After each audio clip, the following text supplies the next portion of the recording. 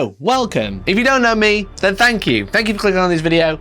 My name is Mikey, and I like to cover tabletop games and board games such as Helldivers 2, the board game. So welcome to Hellstormwargaming. And if you are kind of interested in this game, and you do recognize this mug, you might recognize me from the official playthrough over on Steamforged Games channel, where I actually played with the designers of the game, and it was a whole load of fun. And Steamforged asked if I wanted to make my own video about Helldivers 2, and of course I said yes to that opportunity. So I just want to say this is a preview, not a review, and this video is sponsored by Steamforged Games. I'm a huge Helldivers 2 fan. I've actually streamed Helldivers 2 the video game on this very channel, and I think I've put like over 60 hours, and since I played the preview with the designers I had to keep it hush hush, so I've been playing Helldivers 2 every night since. I'm also a huge Steamforged Games fan. I've played Dark Souls, the board game.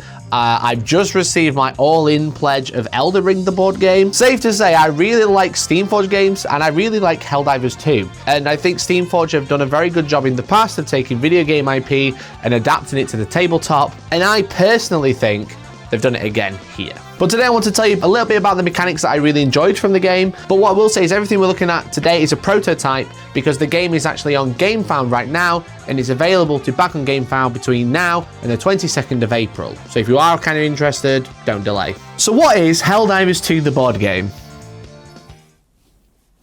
You're looking at it.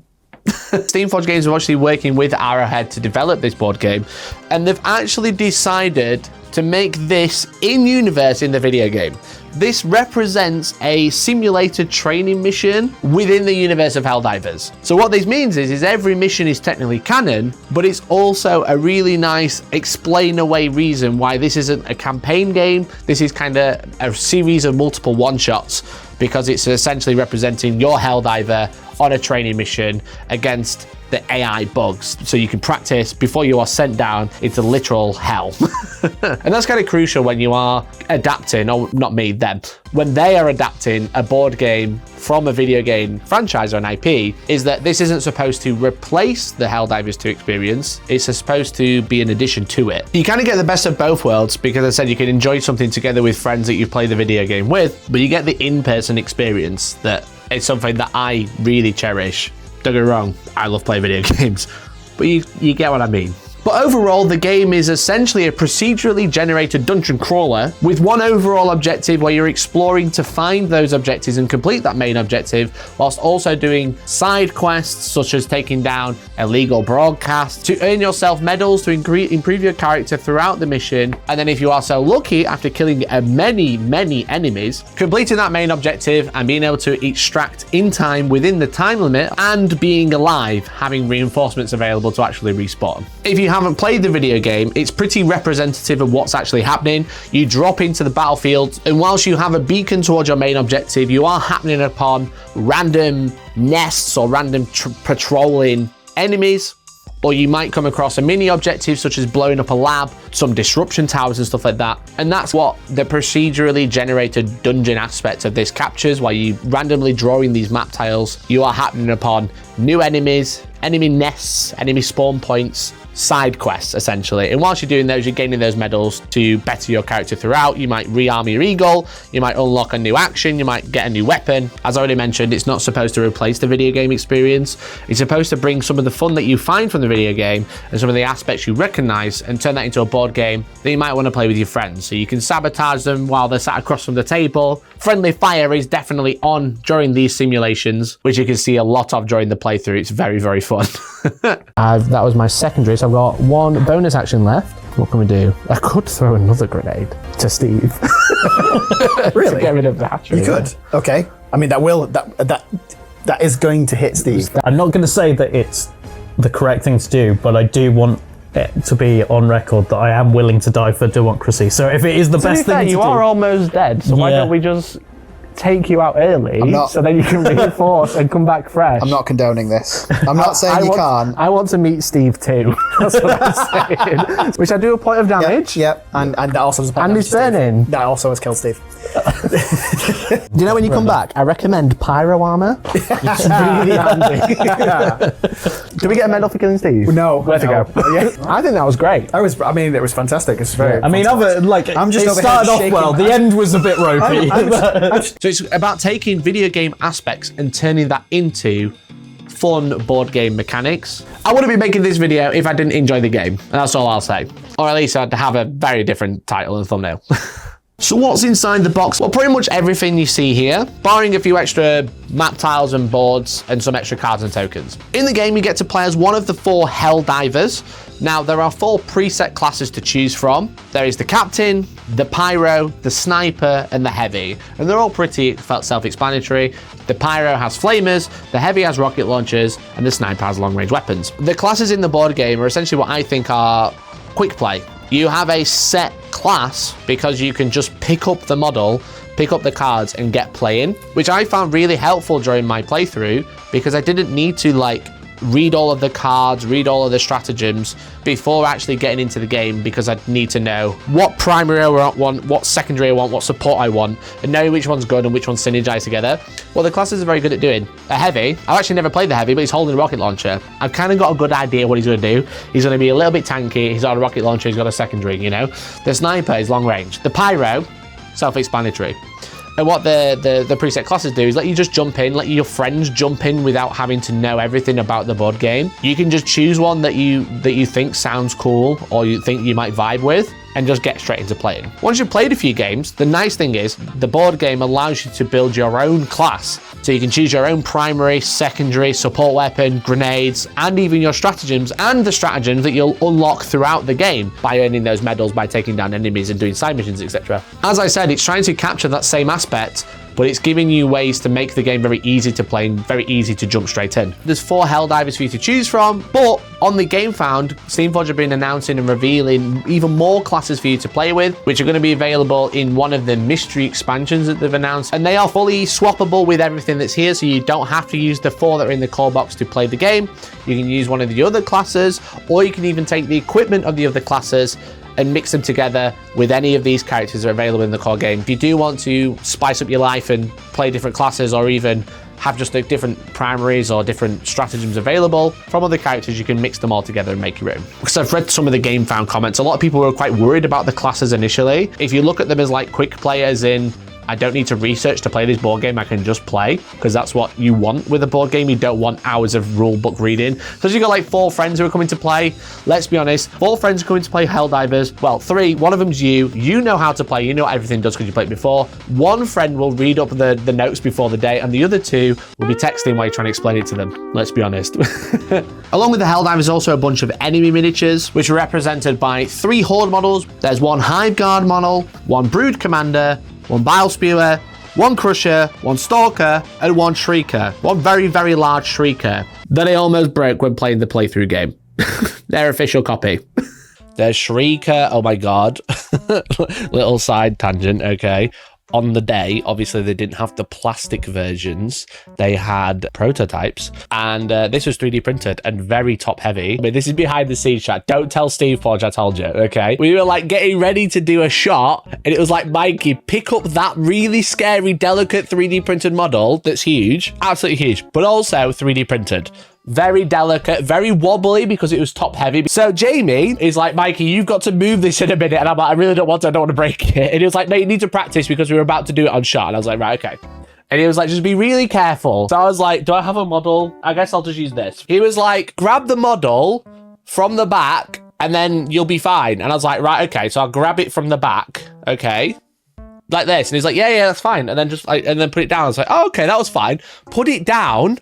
And then as I gently lifted my hand away, I flicked it with my thumb and knocked it. And literally the room, me, Jamie and Steve, the guys playing, like 3 people behind the camera who are like from Steamforge, kind of like monitoring and making sure everything was like, okay. And then all the crew who were filming it, the room went silent and everybody gasped. The Shrieker is about to spawn in the game. They only have this one. And I'm like... Thankfully, it didn't break. Clumsy just like, oh yeah, this is fine. And then gently put it down, then flick it with my thumb. But thankfully, it just kind of rolled and didn't break, okay? By the way, these are all 3D printed prototypes. That's why they're so delicate. Each enemy comes with its own behavior card, or essentially AI card, When you draw them on the initiative tracker, you'll follow their instructions, but each one has its own special rule barring the horde. For example, the brood commander, after they've activated, they activate another terminid that's next to them on the initiative tracker, which is very scary, to be honest. It starts allowing creatures to activate multiple times. For example, the stalker or the charger, they're quite scary. We don't want those activating more than once per turn. We don't want them activating any times per turn, to be honest. Now, all that isn't thousands and thousands of miniatures to represent the thousands and thousands of bugs you'll kill in the video games. This isn't the video game. This is Helldivers 2, the board game, a trading simulation within the video game. There aren't a huge amount of miniatures. It actually keeps the price down for the core game, especially because I think this is only £61 UK. I don't think it's just great value. I think it's extremely cheap for what you're getting. The fun way that they've done it to manage the fact that they don't need to make thousands of miniatures and ramp the price up, or make the miniatures smaller, which I wouldn't like because I really like the heroic scale of them. I'd be a bit worried if the miniatures were too small. The game relies heavily on a respawn mechanic. Again, within the video game, hunting out these objectives, you're happening upon these nests of enemies that, unless you take down the nest, the things are just going to keep respawning and they're just going to keep coming from these nests. And your whole point is you're supposed to be exploring and doing these missions, but also dealing with the terminid threat and dealing with these nests, which is represented within the board game with nest mechanic. The creatures are going to act, but if the nest hasn't been taken down, but the creature has, things are going to start respawning when they come to activate. Maybe you deal with the charger before he activates that round. If you haven't got rid of the nest already, you're just going to have another one to deal with. And if you have multiple miniatures for them, such as the hordes, when they activate, they're going to spawn one more as well, which is just going to be super frustrating. So whilst there's not 1,000 horde models to deal with all at once, these ones aren't as easy to kill as in with the video game. They do have saving throws.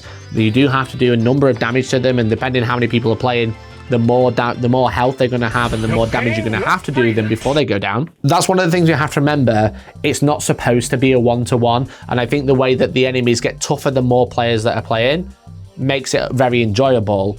And if they did have too many but had the similar mechanics of the saving throw and the health, then it would just be overwhelming and you just wouldn't be able to deal with it. And the fun part about this game is with the procedurally generated dungeon, you're going to be exploring these map tiles, finding more points of interest, which can unlock loot, unlock upgrades, as I mentioned, but you might be punished by finding huge enemies, nests, etc. Now, this is only a prototype. This is just the base game, and currently we only have one biome and we have one mission, which is the Purge 5 hatcheries within 10 rounds, so you can actually start the extraction, which is essentially a mini game onto itself. And if you've done extraction in the video game, you're going to realize why I mean it's a mini game. You have a bunch of these tiles. You have 11 to play with initially. Now, these are 24 centimeters across, so each square is about 8 centimeters, 8 by 8, which represent the battlefield as you are exploring. So if you move or dive off the edge of a battlefield, you'll actually randomly draw one of these, attach it as close as possible, and that'll be added onto your exploration area. Now, obviously, they're 24 centimeters. You start with 4, and there is a rule called limited play space. You need a minimum of 4 tiles on the table at all times. Now, obviously, we have 11 to play with, so you could keep going and connect them all together, but Steamforge are quite aware that people don't have infinite tables available. So as you are exploring the battle grid and adding more and more of these tiles, you can remove older tiles that aren't being used, are a bit too far away, etc., to keep the focus on the 4 where the 4 Helldivers are, or even where most of the Helldivers are. Because if, for example, I had the heavy over here and we were like, right, we're going to generate a tile over here, and now we're going to get rid of that one, you can just remove that one and that Helldiver just dies. They get gobbled up by something that you didn't see. So what it's representing is the fog of war aspect that you might have, because you're not going to be able to see everything all at once. Just because you've purged an area doesn't mean that that area is going to remain purged. What that does do is it limits the play space needed if you only have a small table. Now this is, I'm playing on a 5x4 board, but if I had a smaller table, I can just keep the 4 tiles and keep moving around and just readjusting where my center is in the middle of the board. And what that allows you to do, while you do have limited turns, because you're constantly removing tiles, putting them back into the pile of tile, and then redrawing them later, you essentially have not only infinite possibility of where these tiles are going to be, you also have infinite play space, because you can just keep exploring. There's no limitation of how many tiles you draw. If you need the space, the minimum is 4. So you could have 11 all at once, or you could just keep running a straight line and just having an infinite corridor if you really wanted to. But you will run out of turns and you'll spawn too many enemies and you will die. probably not the best idea. But as you are drawing these map tiles,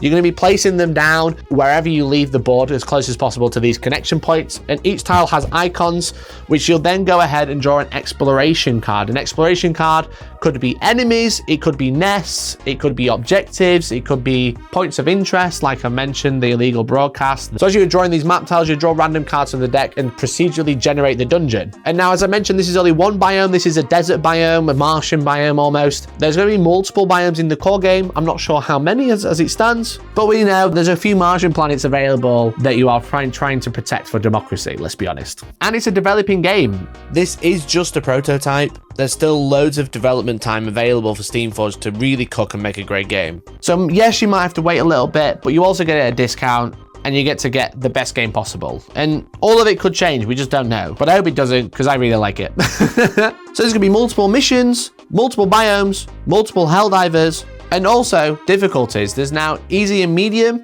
which are pretty self-explanatory. There's also Helldive or hard mode. For example, we drew that event earlier. Currently, it would say no event. If we were playing the Helldive difficulty, all the enemies would then move, which would be very annoying and very scary. And it'll also mean you'll get less reinforcements, enemies will have more health. It'll just make your life a misery, but maybe you'll enjoy it. But what that'll do is just add a huge amount of replayability to these individual missions that you're going to be completing. So some of the unique things that I really enjoyed about the Helldivers 2 board game was the cooperative nature of it. Now, friendly fire is on, which you saw a lot in that game that I played with Jamie and Steve. As I mentioned, you have stratagems that are available. Just like in the game, you can up, right, down, down, down if you need to. You can drop that 500 kg, which is very, very fun. And what you have is what's known as the personal helpad system. This is essentially a cooldown mechanic, a limitation mechanic, but also allows you to have your cake and eat it when it comes to playing stratagems and having the fun of calling in bombardments, etc. Essentially, when you use stratagems, you have a bunch of stratagem counters. And when you use a stratagem, what you essentially do is you place your counters on your helpad and you go, let's say I'm using Eagle Napalm Airstrike. You play down your stratagem tokens on the personal helpad system. And then because I've done that, now I'll be able to use the Napalm Airstrike. Now, the interesting thing is when I play those, what that's going to do is, well, it's going to let me use a stratagem, which is great. Let's say we are playing 2-player. That's why we've got some arrows blocked off already. When I use that, there's actually going to be a limited number of arrow keys left on the helpad system for my partner to use or for me to use later. Now, obviously, if we were playing the video game, if we all had 500 kg, we could all line them up. We could all up, right, down, down, down, and we could all throw it on the same spot. And we can have 5 Eagle drop in 2 tons of explosive all at once. But this isn't the video game. This is a cooperative board game. And I think the way that they've got the helpad system, it keeps that nature of the arrows, which is very iconic to Helldivers, but also creates like a shared cooperative mechanic where you're gonna have to be working together rather than everyone having an eagle. You kind of got some shared resources to think about. And it also acts as a great way to do a cooldown system, because if we could all throw our stratagems all at the same time, then it might be quite hard to balance when we all go, right, we're all dropping the same stratagem in the same place at the same time. Anything on there is dead. The other thing as well, as I mentioned, you can split up in this game if you really want to. You can all go 4 different ways, keep killing each other because you got too far and you have to pick up tiles so there's not enough space on the table. But staying together is beneficial because there's a massed fire mechanic. While trying to take down the enemies by using different weapons, rolling different types of dice depending what weapon you've got and adding it all together. By staying together, there's fun mechanics like massed fire, where with a teammate, if they start attacking, you can join in and double tap the same enemy and add your shooting into there. So you can actually, rather than just shooting in your own turn, you can join in and shoot with them to help them take down bugs or automatons, which I haven't seen how the automatons play, but I'm very excited to see how they play. Very, very excited. So whilst you're not exactly punished for splitting up and doing your own thing, which is totally possible, you are rewarded for staying near each other. The only downside is if you are helping out a friend to take down something in their turn, when it comes to your turn, maybe you don't have any ammunition left, which will be a bit of a pain. And as I mentioned, it's a 4-player game, but you can play 1 player if you really want to. Essentially what you would do, if I was playing 1 player, I would have to remove 2 of the characters, and I would essentially 2-hand each character. I'd have, let's say I'm playing a captain and the pyro, I would control each character together and I'd choose 2 actions for them. However, if you wanted to play true solo, one of the benefits of the campaign is this is just the core game that I'm referring to, but there's lots of expansions such as the automatons. Also, one of them is the Patriot, the exosuit. which essentially is like a stratagem that you can call in a normal game, but it's also a way you can play what they've dubbed true solo, where you play as one character, but then you have an AI controlled patriot, or semi-AI controlled, which will probably be very similar to an enemy card where it has like a set behavior deck that it'll play with. But that's everything. That's everything you need to know about Helldivers 2. I had a great time playing with Steamforged. It was really cool to play with them. Very excited to get my hands on the finished version with all of the cool plastic miniatures and also those automatons, because holy damn, they look good. So thank you very much to Steamforged for sponsoring today's video. There's a link to the campaign in the description. If you would follow that link, any pledge will really, really help me out. And by the way, you have until Tuesday, the 22nd of April to get that pledge in, because after that, that's when the fun starts and the real development kicks in. So thanks so much for watching. Thanks to my members making this video possible. Appreciate you. And hopefully I'll catch you next time.